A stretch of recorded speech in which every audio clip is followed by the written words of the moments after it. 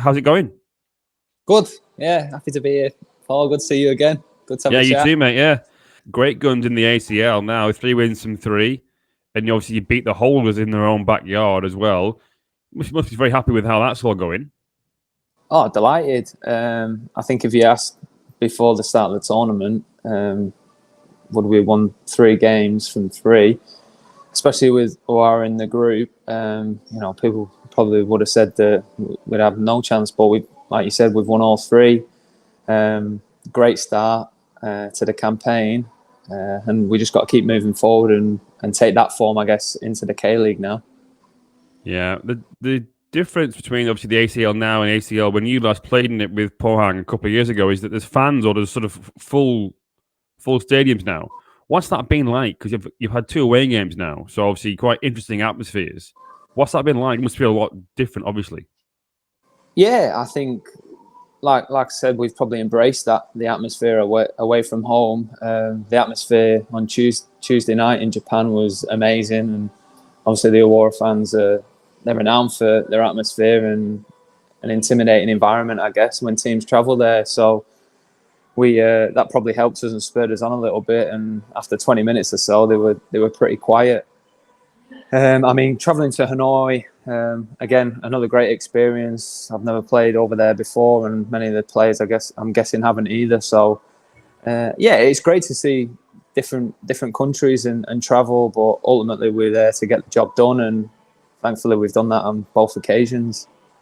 Yeah, and the ACL as a competition, obviously, it must be one that you've learnt to like, I suppose, because you had that great run to the final in 2021. Obviously, you scored that goal that sort of kind of helped send you through to the final.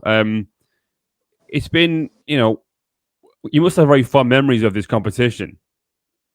Yeah, I love it. I think it's great. I'm fortunate enough that I'm at a club that's participated in it regularly over the years, and obviously doing well again last season in the K-League has allowed us to participate in it again this year. So I think you always want to play in the best competitions and against the best teams and against the best players, and the ACL is definitely one of those tournaments. And yeah, like I said, traveling around and seeing different countries and new stadiums and playing against different opposition is really exciting. And yeah, I love it. It's great. And that's it. You have to adjust your game and the way the team plays sometimes as well, depending on the opposition. And because obviously every country, they have different styles of football and different ways that they line up. So I guess not knowing the players as well, you become familiar with the players in the K-League, and sometimes that can work to your advantage, and other times it can be a tough challenge.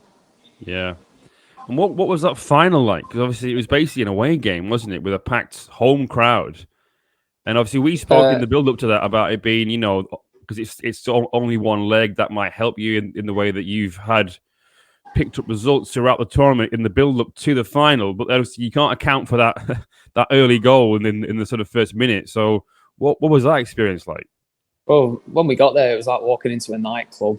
The fans were lining up along the streets for miles before we came in. And I was surprised to see that the stadium was so full when we got there, and they had a DJ like hype man, and he was giving it big ones before the game to all the crowd. So I was like, what if we walked into it? But it was, it was an amazing experience. Obviously, the game itself didn't go the way we wanted, but I look back on it and think like it's one of the highlights of my career, really, playing against Al Hilal in such a major tournament final. And like I said, it was unfortunate that we didn't get a result. And like you said before, after conceding a goal after 40 seconds, you're a bit shell-shocked and you need to regroup and gather yourselves. And unfortunately, we couldn't kick on and get that equaliser. But we certainly had chances within the game. I think we hit the crossbar, I think, in the first half. And, we could have on another day probably gone on and won. And I think, to be fair, no disrespect to the players that we had then, but the squad that we've got this year, I feel, is a lot stronger in terms of the personnel and the balance within the team. So obviously we've got a couple of injuries at the moment, which hasn't helped us domestically. But yeah, I feel like in this tournament we can certainly kick on. Yeah, well, I've been surprised to see your name sort of out of the starting lineup for the past few games. What's that all about? The manager explain to you why he's done that? Yeah, I've been injured. After I was fine for the Suwon game. I guess in that game, I think he rested me and Zeka and a couple of other players, thinking that the Suwon Samsung might have been an easier task, but obviously that we were proved wrong there, and they stepped up and got the win against us, which was unfortunate because we still felt like we had a chance to catch Ulsan at that time. Still felt like we were in the fight, and obviously it's not over yet, but it would have given us a better chance to catch them if we'd obviously taken 3 points in that game. And then we obviously had the international break, and it was in the gym that I felt something go in my back. Never felt pain like it in my life. Just going up from a squat, just felt a pop. Went for a scan. There was a little sprain in one of the ligaments in my back. So unfortunately, that's the reason why I've not played in the last couple of games. But we took a point against Incheon, and the boys obviously stepped up on Tuesday night. So it's like we've got, even though, like I said, we've got injuries. The players are still stepping up to the plate. So, but I'm all good now, and obviously I was in the squad the other night and feeling a lot better and ready to go and hit the last 6-7 games or whatever it is hard. Yeah, well, you mentioned the injuries there. There's been some that obviously affect you directly because it's been your left back, the person directly to your left. Shim Sang-min went out first, then Wanderson. It can't be easy to have someone different to you, right there next to you all the time. And obviously with Park Sung-wook there, he's a right footer, so it doesn't really help that kind of balance, does it? Really? Yeah, it's always a challenge, I think, when you've got an unbalanced, especially with the defenders and the way we play. It can be sometimes detrimental to the team, depending on the way the opposition lines up. I think if you saw the other night against Awara, the wingers stayed inside quite a lot, which actually gave Park Sung-wook a little bit more time on the ball, especially as the game went on. And that helped him. But like you said, the injuries have been unfortunate. Like you said, Sang-min early on in the season, and now Wanderson, who's broke his jaw, which was really unfortunate and unlucky at the time against Ulsan. So, yeah, I mean, Park Sung-wook's come back in. I know Sang-min's fit now. He's training, and he'll be looking to get back in the team. So whether the coach chooses to throw him back in and put a left-footed back in that position, we'll have to wait and see. Yeah, it must be, obviously the coach must have a lot of faith in him because you've got the more experienced fullback on the right who would think, well, in that situation, you might put the more experienced guy on the left and have the sort of less experienced person in his more natural position. But obviously you must have a lot of faith in him. Yeah, definitely. I mean, like Park Sung-wook, he's come from like a university team two seasons ago and gone on to play Champions League final and become one of the most consistent fullbacks in the league, in my opinion. He's up there with some of the best, and I think like as he goes on, he'll only get better. So it's really good as well that he can add that to his game and play on both sides. Probably still needs to work on his left foot. I'll give him some sticky training when he's winding it up and scooping it out of play. But he's like I said, he's a great defender as well. 1v1, there's not many people that can get past him. So the coach obviously has that faith in him to do a job there, and he's held his own so far. So like I said, we'll have to see what happens with a busy schedule coming up. Was there ever a conversation about perhaps you going to left back? Because obviously you're a left footer, or even going to a 3 with maybe you on the left hand side of a 3? Not directly with me. I'm sure the coaches have discussed it. I think when I first signed for Pohang, my debut, I played left back, and I have played there in the past.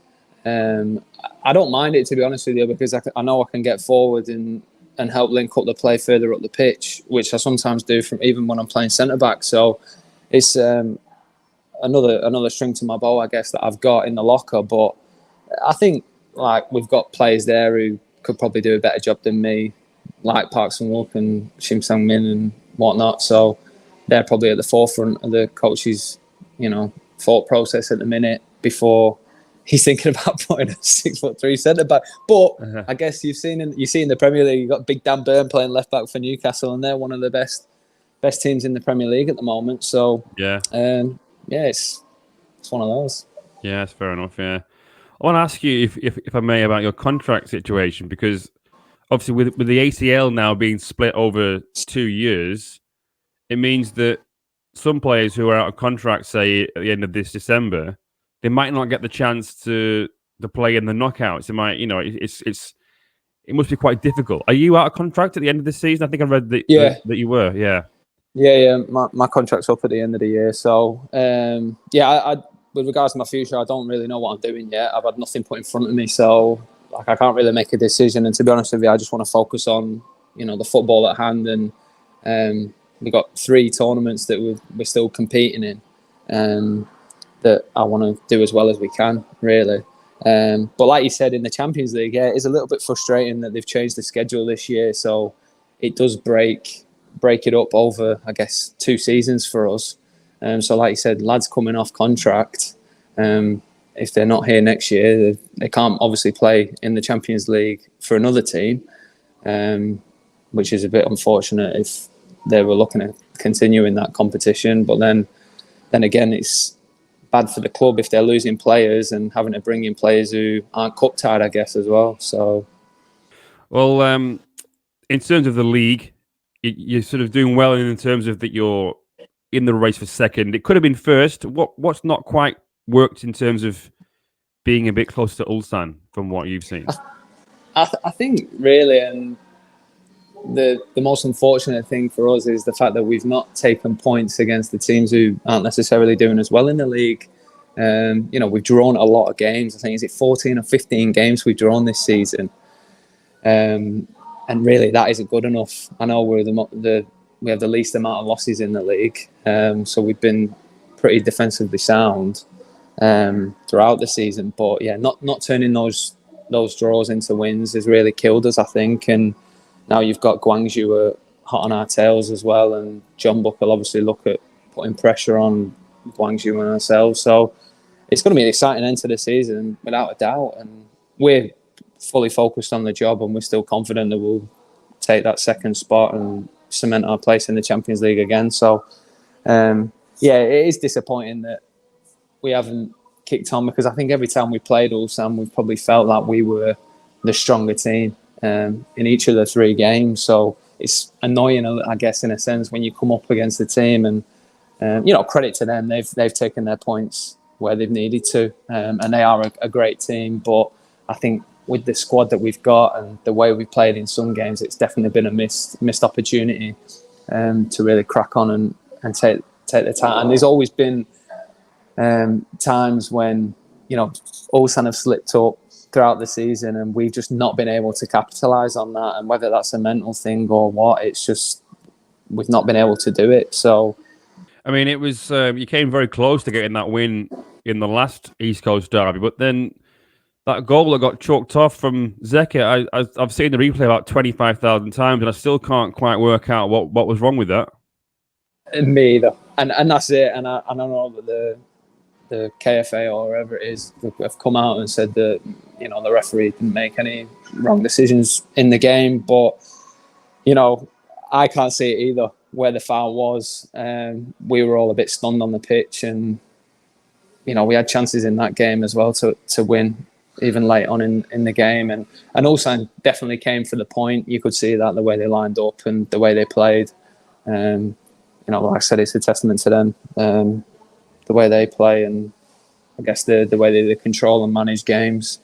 Just experience sometimes like that helps you. But yeah, we were gutted about that game, if I'm honest with you, and I felt like we definitely should have won. Well, I suppose like you said, you've got Guangzhou breathing down your necks now to sort of in case you did need a little bit of a sort of a wake up. Then you got Guangzhou, who you must have been surprised by. I mean, obviously they've just come up from K League 2, and for them to be in third, it's quite remarkable from what they've done this season.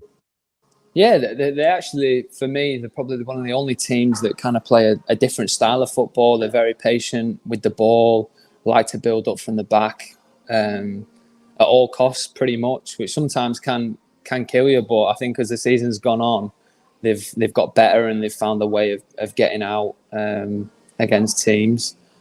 And they shape up well, and they work like dogs as well defensively. They're bloody chasing back like their life depended on it. So they're a really tough team to beat. We struggled away at their place after taking the lead early on, and it was one of those games probably where we've got a bit too complacent after taking the lead and thought it was going to be an easy game, and they came back and they've got a bit of fight in them, and they've got the confidence within the group, I think. So we're going to have to I think we've got them last game, is it? Yeah, last game. So, so that if second place is still up for grabs, that'll be a great one. It's a shame we're not at home. I think we finished. I don't know how it works actually, Paul. To be honest with you, how they do the fixtures. I think we've got a lot of away games. I think we've got three out of the last 5 away games. I don't know whether it's depending on who you played in the season, but I thought that maybe with us finishing second, we might have scraped 3 home games, but wasn't to be. Well, if you do hold off Guangzhou, I think I'm right in saying it'll be Pohang's best finish to a season since 2013, obviously when they won the league that year. So, it's been a remarkable sort of return, I think, to the big stage for this football club, where it was a bit lost, I think, going back 5 or 6 years, probably a bit longer than that. But you must feel, and obviously you've said about your contract situation, you're not sure yet, but you must feel from within that it is slowly getting bigger and getting back to where it was sort of 10 years ago. Yeah, I mean, if all goes well next Wednesday as well, we'll be in another final. Obviously in the FA Cup, and a trophy up for grabs. That's every player's dream, and we want to take that one out. Obviously, we've got to get past Jeju first. But I think the club's come on leaps and bounds since I've been here. Obviously, I was fortunate, like we said earlier, to go to the Champions League final in my first season here. And I think since then, the squad and the group of players has got better and better. The football we play has definitely improved, and it shows from where we've stood on the table for the last 2 seasons. So I think a lot of people write us off before the season. I don't know whether that's because the players we're bringing in, or Pohang aren't really renowned as being one of the bigger teams more recently, and especially with the budget that the club say they've got, they always put the chips against us. So we've proven them wrong on many occasions. There's definitely always a good buzz around the squad, and like at any club, when things are going well, there's always a good atmosphere, and so that's one thing we've got. And there's a lot of solidarity there between the players, and a good relationship, I think, as well between the players and the coach. And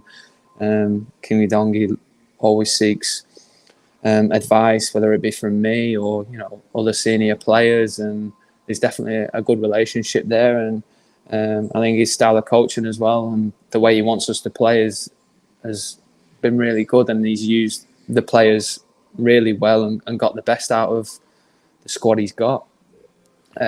So going forward, there's a lot of positives there for the fans, and they can take a lot from the last 2 years. Hopefully we can get a trophy, and it'd be great to get that FA Cup wrapped up and win that one. Yeah, well, fingers crossed. They got the away semi-final, but it's been quite funny how they've arranged this, where if you win that semi-final, the final will be at home and over one leg. So that's motivation, I suppose, in itself, is that when you get through, if you get through, the final's a home game for you. Yeah, I mean, that's perfect for us. That's what we want. And they've obviously organised it, like I said, a little strangely. It wouldn't have been the way I would have done it. And there's obviously a break, I think, towards the end of November, which for me probably would have been a perfect time. And even when the game got postponed, last month or whenever it was, I think there was times then when they could have filled it in. But I know that they want to keep the international breaks free so that all players are available. So that's just the way it is. But if we could get through next week and beat Jeju, which isn't going to be easy, an easy game at all, because they've obviously got a win, and they'll probably take some confidence out of that, and they'll be desperate to pick up a trophy as well. But we know we can go there and beat them, having beat them a couple of times this season. Playing at home in front of a full steel yard will be intimidating for any away team, especially in a final. Yeah. have you ever thought, like, sort of sat and thought what a journey it's been for you in terms of your footballing career? Because obviously, loan spells at Havant and Waterlooville and Eastleigh, and then from there to winning A-League premiers and then ACL finals. It's been an incredible journey for you, hasn't it? Really mental. Like, if you'd asked me when I was even when I was a kid, growing up in Manchester, I moved to Australia when I was 11, and it was only due to my dad was involved in a car accident. He was on his pushback and got hit by a car and lost his job. He was a firefighter back in the UK, and that was ultimately the reason why we emigrated to Australia. Was because he struggled for work after losing his job in the fire service. So we emigrated there, and it was there where really my game really progressed.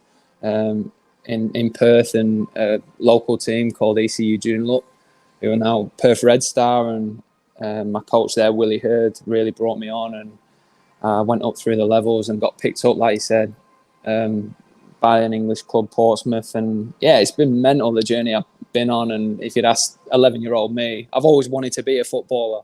It's like any kid's dream, professional football at any level as well. My dad always told me that when I was a kid, if you can earn money at any level, it's, job well done. So yeah, I'm proud of my career and where I've come from. And it's been an amazing, amazing ride. And now I've got my wife, Lauren, and my 2 boys as well, who've come along the last 5-6 years with me as well. So it's great to do it as a family, and I guess travel the world and experience new cultures and new football and meet new people. I think we'll look back on it in the future and really say, I'm glad we did it. So hopefully, I've got a few more years left in me yet. And and we can, see what else is out there. So if you moved over there at 11, how did you keep your accent, your Manchester accent? Because it's not even a hint of an Aussie accent there at all. No. I guess so. I moved back to England when I was 16, and then obviously returned to Perth when I was 21. So a lot of chopping and changing. And I do think that when you've got a northern accent, it's a lot. Like, I've got friends who, like me, have emigrated when they were kids, and they've held their accents as well, especially people from the north and around the Midlands and whatnot. Whereas I think the further south you go, the more it kind of sounds like that Aussie twang. And I think that's where it derives from as well, like that Cockney accent as well. So I think the further south you go, if you do move over that way, especially at an early age, it's a lot easier to lose the accent. So what was that like then for you to go back to Australia? Obviously, you came back to England thinking, okay, I'm going to have a good go at sort of trying to get through the system here in England. And then you go back to Perth. What was that like? Was it a hard decision to make, or you thought, well, that's the best place for me to go and sort of start my adult career? I think I don't regret my decision going back to the A-League. It was just one, I guess, when I was young, I probably didn't have not so much the right people, but people, I guess, giving me advice as to whether to stay in the UK or whether to go back. And the way I saw it was I wanted to play regular football, and the manager at the time, Kenny Lowe, had spoke to me and said that he could offer me a deal, and I would play in the team if obviously I worked hard and everything goes well. Obviously you're not guaranteed, but there was a good opportunity for me there because a lot of players had left, and being 21 at the time, there's not many 21-year-olds, especially centre-backs, playing regular football. So in my first year, I think I played like 27 out of the 29 games or whatever it was, maybe a few less. But did really well. So I think that was really where people started taking me a little bit more serious in Australia, because obviously I've been at Stoke and Portsmouth, but I've been out on loan at lower league, non-league teams. And like I said, I could have gone back to the UK, and there was an offer on the table from Macclesfield where I'd been on loan, but I felt like I was a bit better than sticking around in the conference. And I didn't really have many other offers other than trials. And, maybe if I'd stayed and backed myself, which I've done later on in my career, things might have panned out differently. But you're in a big fish pool over in the UK, and there's never that guarantee. And you see a lot of players who go there, drop off, and then they can never make it back up the chain again. So like I said, I don't regret any decision I've made. And what's happened. So I'm happy. I really enjoyed my time at Perth. It was great being back home and being with my family and having those people around me, and that really spurred me on a lot as well. And I always felt like I could kick on. Probably a couple of years before I left, I think there was interest as well from a K2 team. I think it was Gyeongnam or something like that. But they ultimately didn't want to pay the money that the club wanted for me to go. And then I stayed another season in the A-League and then went to Pohang. So it's funny how things work out. I could have been playing in K2 and then I might not have been on the journey I've been on since. So it's crazy. It's crazy how football works. There's a lot of luck to do well and kick on. Obviously, you need the ability, but you need people as well around you who put you in the right place. And, that's it, really.